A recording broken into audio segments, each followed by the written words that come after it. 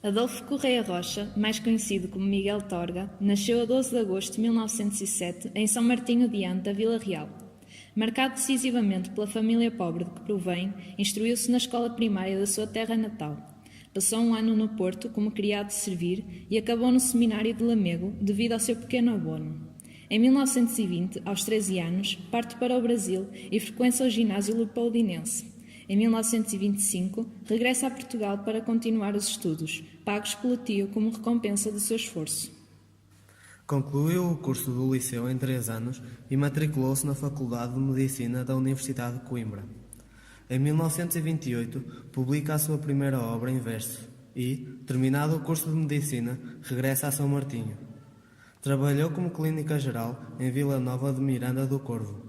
Em 1934, publica, já com o pseudónimo de Miguel Torga, A Terceira Voz.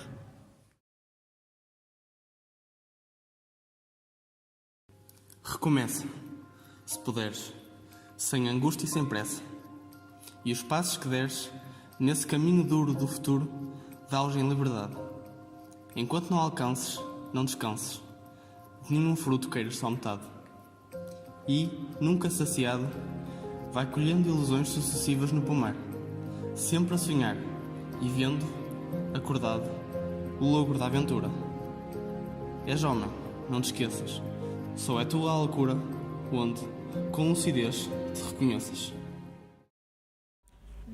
Primeiro, para compreendermos este poema, temos que entender o mito de Sísifo. Sísifo, como castigo pelas suas ações, foi condenado a empurrar, por toda a eternidade, uma grande pedra com as suas mãos até ao cimo de uma montanha. Sempre que alcançava o topo, a pedra rolava novamente montanha abaixo até ao ponto de partida, anulando todo o duro esforço. A nível de estrutura interna, o poema tem duas partes distintas. A primeira parte corresponde à primeira estrofe. Diz respeito ao momento em que o sujeito poético nos incentiva a sermos ambiciosos e a nunca desistirmos de nada, sugerindo o exemplo de uma caminhada e os passos que deres nesse caminho duro.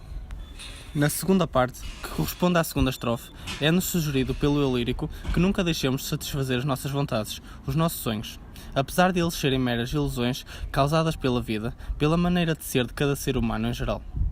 E nunca saciado, vai colhendo ilusões sucessivas no pomar. Agora vamos falar das figurações do poeta. No diário, Torga insiste que o poeta não é uma abstração. O mesmo reclama o silêncio quando se trata das profundezas do seu mal-estar. O retrato do poeta é efetivamente um homem revoltado, estando este retrato presente não só na prosa como nos versos. Passaremos agora a falar sobre a arte poética. O poeta pede palavras à inspiração metamorfizada em destino, mas não permite que essa inspiração domine a construção do poema. Depois da euforia criadora momentânea, Torga dedica-se a submeter o poema à razão. O momento da inspiração e a dimensão material não são algo a desprezar, mas não invalidam o ofício de reescrita da lógica criativa. Este labor cria no poeta uma obsessão pelo modo de expressão da poesia. Agora passaremos à tradição literária, que está dividida em duas partes. A primeira, as vozes do outro e a voz do poeta, e a segunda, a influência dos clássicos e da mitologia. Na primeira, atravessando estéticas e tendências com a presença e o neorrealismo, a originalidade de Torga deve-se certamente ao modo como afirma uma voz e personalidade literária, nas próprias contradições, que explora na luta insana com o mundo, com as palavras e com Deus.